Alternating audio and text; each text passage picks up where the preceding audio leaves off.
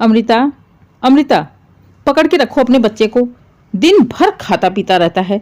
जाने 1.5 फुट का बच्चा है, इसका पेट कितना पहाड़ है, भरता ही नहीं है। अभी तो 1 घंटे पहले खिलाया पिलाया था। दिन भर तुम उसे खिलाती पिलाती रहती हो, इसके पीछे पागल हुई रहती हो, फिर भी इसका पेट कभी भरता ही नहीं है। जाने कितनी आग लगी पड़ी है इसके पेट में। वंदना जी इतनी नीच गिरी हुई घटिया औरत थी कि वो एक 5 साल के बच्चे को इतनी बुरी तरह से बोल रही थी। सास की आवाज़ सुन दौड़ते हुए अमृता आती है और अपने बेटे आरव को पकड़ उससे गुस्से से कहती है, मैंने मना किया था ना, दादी के आसपास भी मत जाना, मत मांगा करो उनसे कोई भी खाने की चीज़। तुम्हें कुछ चाहिए तो मुझसे मांगा करो। इतनी बुरी तरह से बोलता है कोई बच्चे को। जरा भी शर्म नहीं है कि किससे बातें कर रही हूँ। इतना छोटा सा मासूम सा बच्चा। रो पड़ी थी अमृता। अब ये फालतू का रोना धोना मेरे सामने मत करो, समझी तुम। जब उसको इतनी भूख लगती है तो तुम हर घंटे उसको खिलाया पिलाया करो। पूरे दिन कुछ कुछ करते हुए मेरे पीछे पीछे भागता रहता है। तुमसे अपना बच्चा भी नहीं संभाला जाता। कहते हुए वंदना जी अपनी बहू के कमरे में चली जाती हैं। असल में अमृता भी उनकी बहू थी, लेकिन सौतेली। जब रवि 3 साल का था तभी उसकी माँ गुजर गई थी। रवि के पापा ने दूसरी शादी कर ली थी वंदना जी से। वंदना जी के 2 बच्चे होते हैं, दिनेश और सौम्या। अपने बच्चों के साथ साथ वंदना जी रवि को भी पाल पोस कर बड़ा कर देती हैं और तीनों बच्चों की शादी भी हो जाती है। सौम्या अपने ससुराल चली जाती है। रवि की शादी के 2 साल बाद दिनेश की भी शादी हो जाती है। इस बीच रवि और अमृता का एक छोटा सा प्यारा सा बेटा होता है, आरव। शादी के 3 महीने बाद ही नीलम भी प्रेग्नेंट होती है। वंदना जी उसका खूब ख्याल रखती थी, जल्दी से कोई घर का काम नहीं करने देती। इतना ख्याल तो उन्होंने अमृता का आरव के समय भी नहीं रखा था और आखिरकार 9 महीने बाद नीलम ने एक प्यारी सी बेटी को जन्म दिया। पोती की खुशी में वंदना जी फूले नहीं समा रही थीं। खुशियां मनाने के लिए गांव की औरतों को बुलावा भेजा, सोहर कराया, गीत करवाया, पूरे गांव में मिठाइयाँ बांटी। आखिर ये उनकी अपनी पोती थी और आरव के टाइम में उन्होंने बस मिठाइयाँ बंटवा दी थी। ना कोई गीत, ना सोहर, कुछ भी नहीं। धीरे धीरे बच्चे बड़े होते गए। अब अमृता को दूसरा बच्चा नहीं चाहिए था, लेकिन नीलम जल्दी ही दूसरी बार फिर से प्रेग्नेंट हो गई। इस बार वंदना जी को पूरी उम्मीद थी कि अब उनका पोता ही आएगा। खुशी उनके चेहरे पर साफ साफ दिखाई देती थी। यहाँ तक कि उन्होंने अपने मायके से किसी पंडित को बुलाकर बहू को दिखाकर पूछ भी लिया। पंडित जी ने भी बता दिया, वंदना जी आप बिल्कुल निश्चिंत हो जाइए, पोता ही होगा। बस फिर क्या था। अब वंदना जी दिन गिनने लगी और आखिरकार वो दिन आ भी गया जब वंदना जी की गोद में उनकी दूसरी पोती थी। वंदना जी का चेहरा उतर गया था। पंडित को 1000 गालियां दे रही थी। पोतियों के लाड प्यार में कोई कमी नहीं रहती थी। बिल्कुल राजकुमारी की तरह उनका ख्याल रखती थी। वहीं आरव को बात बात पर बुरी तरह से डांटती भी थी।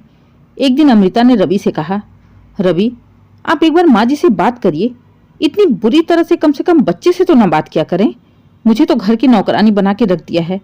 पूरे दिन मैं घर का काम करती रहती हूँ और खुद की बहू को दिन रात कमरे में सुलाई रहती है। उसे आए दिन कोई ना कोई बीमारी लगी ही रहती है। एक काम मुझसे करवाती नहीं है।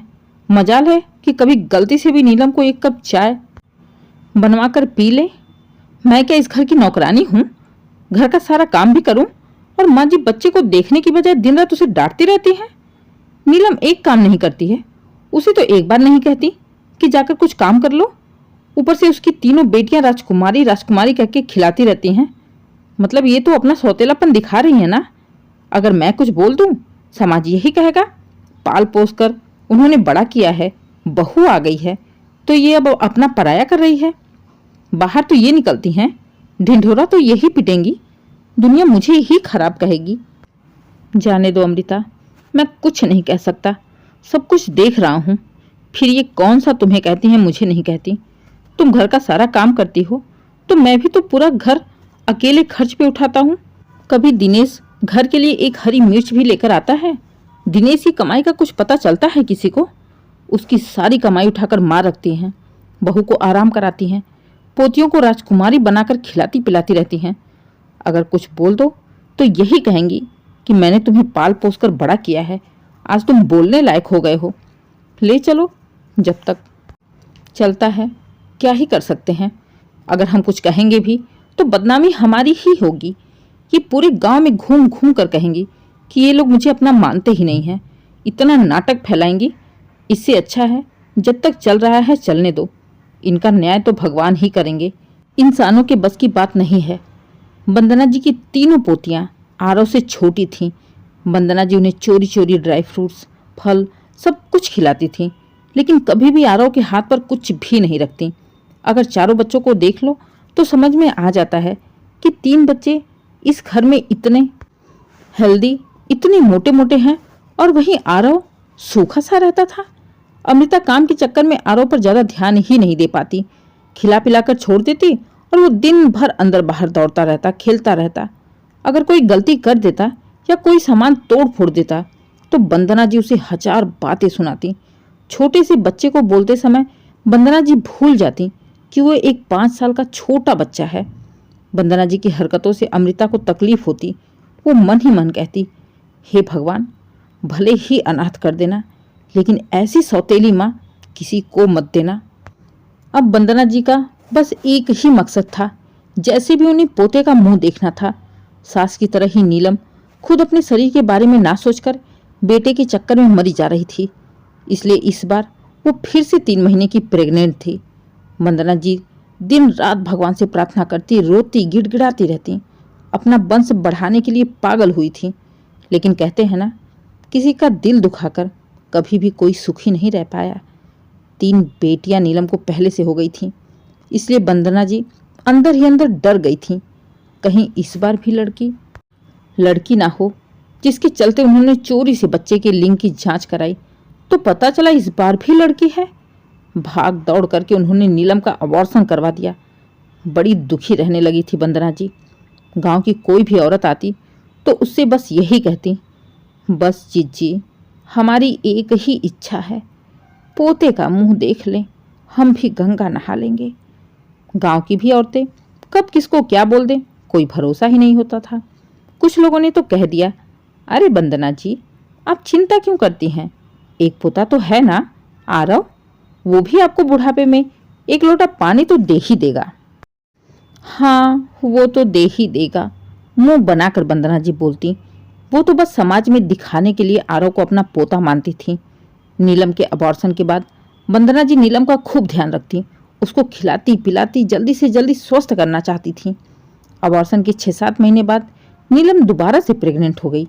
इस बार तो वंदना जी ने बड़े ही व्रत किए, पूजा पाठ किया, मन्नतें मांगी और 3 महीने बाद जैसे ही लिंग की जांच कराई, दोबारा से लड़की ही निकली।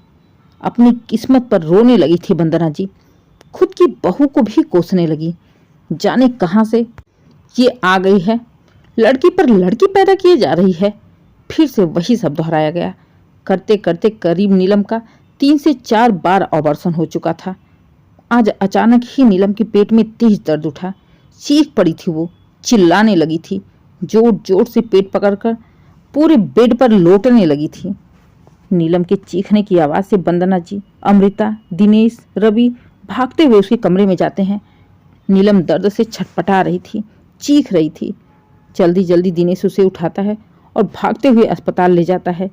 पीछे से रवि, अमृता भी भागते हुए जाते हैं। वंदना जी बच्चों को लेकर घर पर ही रह जाती हैं, रोती हैं, भगवान से प्रार्थना करती हैं, भगवान ये क्या हो गया मेरी बहू को। डॉक्टर के पास जाने के बाद जब डॉक्टर ने जांच की तो पता चला नीलम के बच्चेदानी में कैंसर हो गया है। ये बार बार दवाइयां खाने का और अबॉर्शन कराने का नतीजा था। जैसे ही नीलम के कैंसर के बारे में वंदना जी को पता चला, उनकी तो खुशी ही उड़ गई। मजबूरी इतनी बड़ी कि बच्चेदानी काट के निकलवानी ही पड़ी। साथ साथ वंदना जी के पोते का सपना ही रह गया था। दिन रात रोती, भगवान के आगे बोलती रहती, भगवान मैंने ऐसे कौन से कर्म किए थे जो मुझे इतनी बड़ी सजा दे दी। पोते का मुंह भी ना देखने दिया, मेरे बेटे का वंश ही खत्म कर दिया। कहते हैं बच्चे भगवान का रूप होते हैं। बड़ों से चाहे कैसी भी दुश्मनी निकाल लो, लेकिन बच्चों के साथ कभी भी दुश्मनी मत निकालो, क्योंकि वो नादान होते हैं, उन्हें कुछ भी समझ में नहीं आता है। बच्चे जहाँ प्यार पाते हैं, जिससे प्यार पाते हैं उसको अपना मान बैठते हैं, चाहे वो सगा हो चाहे वो सौतेला हो। लेकिन वंदना जी आरव को देखकर हमेशा से जलती ही थी। शायद ये उसी जलन का नतीजा था कि आज वो खुद के पोते के लिए तरस गई थी। कहीं ना कहीं अमृता रवि की बात भी सही निकली। भगवान उनका हिसाब करेगा। इंसानों की बस की बात नहीं होती ऐसे लोगों का हिसाब करना जो अपनी जलन के चलते मासूम बच्चे तक को नहीं छोड़ते हैं। दोस्तों, ये कहानी पूरी तरह से काल्पनिक है। कृपया इसे वास्तविकता से ना जोड़ें। अगर आपको अपनी मनपसंद कहानी सुननी है तो आप कमेंट करके बताइए। हम कहानी बनाने की पूरी कोशिश करेंगे। उम्मीद है कहानी आपको पसंद आई हो।